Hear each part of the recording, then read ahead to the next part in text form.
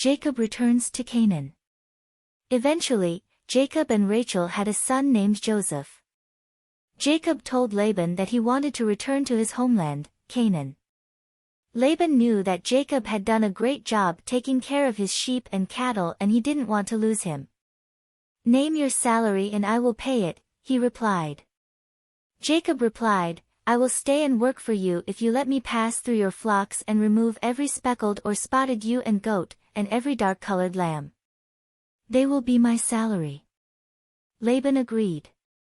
Jacob discovered that by stripping the bark of poplars, almonds, and sycamore trees and placing the stripped branches in front of the feeders where the herds drank, when they mated they produced striped, spotted or speckled young and therefore became his. He made separate flocks for himself and they became bigger and stronger than Laban's. In this way, Jacob became very rich and had many servants. Laban's sons protested that Laban's flocks were not doing as well as Jacob's flocks. Jacob soon realized that Laban's attitude towards him was not the same. Then the Lord said to Jacob, "Go back to the land of your fathers and I will be with you." Rachel and Leah agreed to go to Canaan with Jacob. They mounted their camels and took their herds with them. But they didn't tell Laban that they were leaving. Before they left, Rachel stole her father Laban's household gods. 3 days later, Laban was informed that Jacob was gone.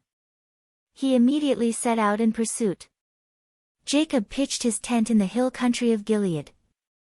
After 7 days, Laban caught up with Jacob.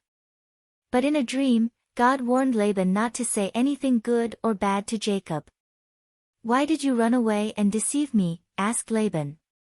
"You didn't even let me kiss my grandchildren and daughters goodbye. And why did you steal my gods?" Jacob replied that he had not said goodbye because he was afraid that Laban would not let him go.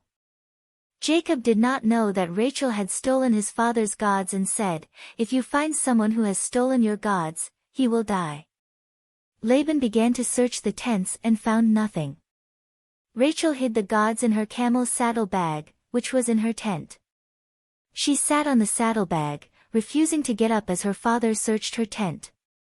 Laban did not find his gods. Jacob was angry. "Did you find the stolen gods? I worked hard for you and treated you fairly.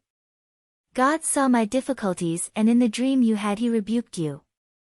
Laban replied, "Everything you see is mine, but what can I do? Let's make a deal between us." The 2 men gathered stones and piled them up. Then they ate together. Laban promised not to go through the pile of stones to hurt Jacob and Jacob promised not to go through the pile to hurt Laban. They took an oath in the name of God and offered a sacrifice. The next morning, Laban kissed his daughters and grandchildren goodbye and returned home. Conclusion.